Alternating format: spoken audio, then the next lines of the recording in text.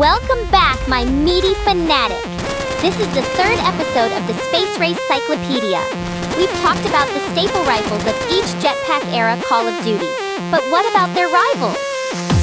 For every AR-15, there is an AK looming in its shadow, waiting to snatch the spotlight. Even in the distant future, the war between these two rivals rages on. You'd be surprised what kind of facelifts these three underdog guns went through.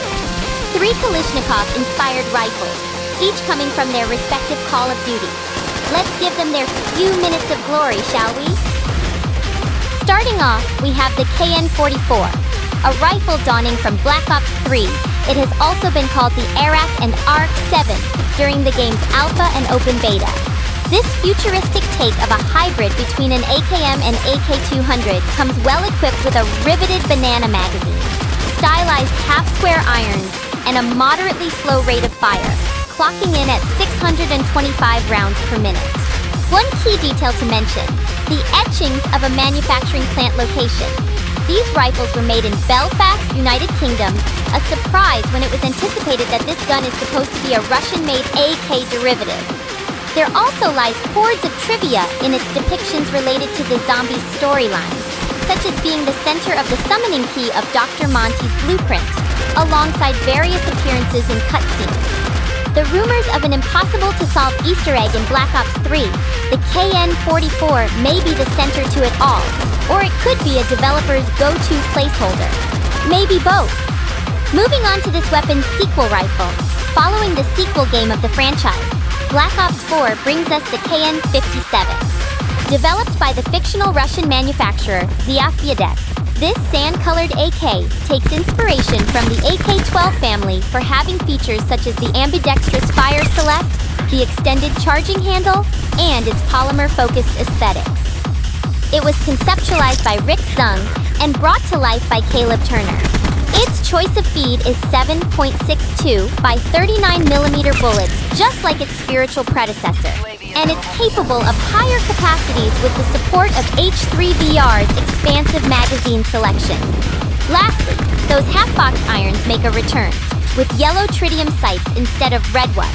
It is satisfying to see contingency between these two rifles, especially for those who enjoy both the games they came from. Saving the craziest AK derivative for last, Infinite Warfare gives us the Volk, a battery-powered, laser-shooting AK that really sends us that otherworldly aspect IW envisioned. This rifle was worked on by Ryzen Art Studios, the primary artists in charge being Benjamin Turner and Sean Byers. As mentioned in the Collector's Guidebook, it's the standard issue rifle for the SDF.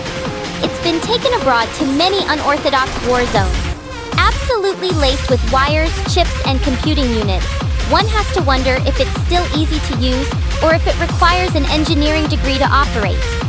With the change to lasers, having your shots ricochet off of hard surfaces is to be expected. The action and handling remains the same, so you'll still have your dutiful reloading practices, just as you would with a regular AK. A big downside is the dip to an even slower rate of fire at 484 rounds per minute, giving it some real show-shot vibes, and also a contender for slowest assault rifle fire rate in all the Call of Duty games, and in a game heavily focused on movement no less. If you can get over those potential deal breakers, you'll find one tricked-up, lethal rifle that sounds mean and kills clean. Those sausages are as good as cooked when you bring this to the fray. Same goes for them two Black Ops KN rifles. They are all capable of dealing damage if given the opportunity.